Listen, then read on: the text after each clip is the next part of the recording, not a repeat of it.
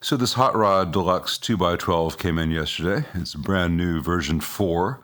The only differences between version 4 and the previous are the board is a different material, the IC caps have blue plastic instead of gray plastic, and the chassis itself is coated in a black powder coat rather than chrome.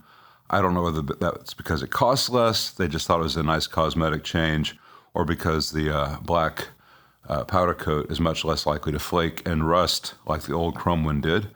Other than that, it's the same as the version 3.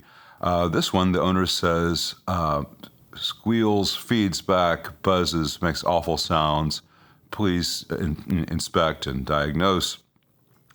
Well, that was at 3 o'clock yesterday afternoon that I opened this up and took a look around, and I poked and prodded and pressed on everything and ran it every conceivable volume and all the channels, and tapped fairly fiercely on all the tubes and manipulated all the wires and connections.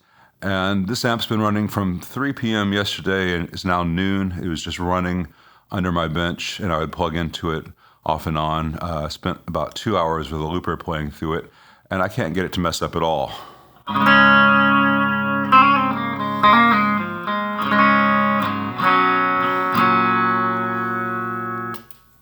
So, what do you do in a situation like this?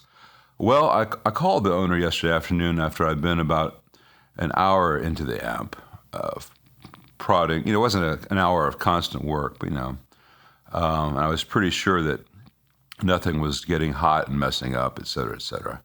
And I wanted to make sure that he had tried it with different instruments, different guitars and different cables, with or without a pedal board, et cetera.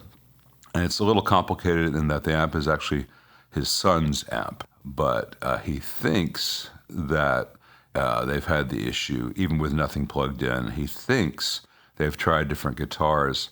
The reason I have to ask these things is because you can have a problem in the wiring of a guitar, and if that's your only guitar, you think you have an amp problem. Other possible things like that, I've had a lot of people who turned out to be using speaker cables for instrument cables, or instrument cables for speaker cables, either one of which can give you all kinds of problems, or you can just have an instrument cable that has a faulty ground/shield. There are a lot of ways to make an amp noisy and make horrible sounds without it being the amp.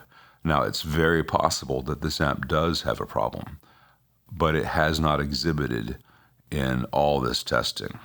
So what I'm going to do is I'm going to button it up, and I'm going to return it to the owner, and I'm going to waive my bench fee, which covers the first 2 hours, and I'm just going to bill him for 1 hour. And if the problem comes back, I'm going to put in the notes, please use your phone to record the problem, see if the problem happens with multiple cables, multiple guitars, and if it happens again, that 1 hour will apply towards whatever the ultimate labor to fix this is. But I don't want to go any farther on this in case there's nothing wrong with the amp and he has some other issue, and then he's just paying me for nothing.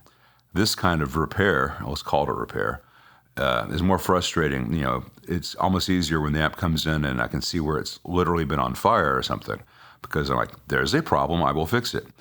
Here we have a reported problem that almost 24 hours worth of testing has not revealed. So this is where I stop.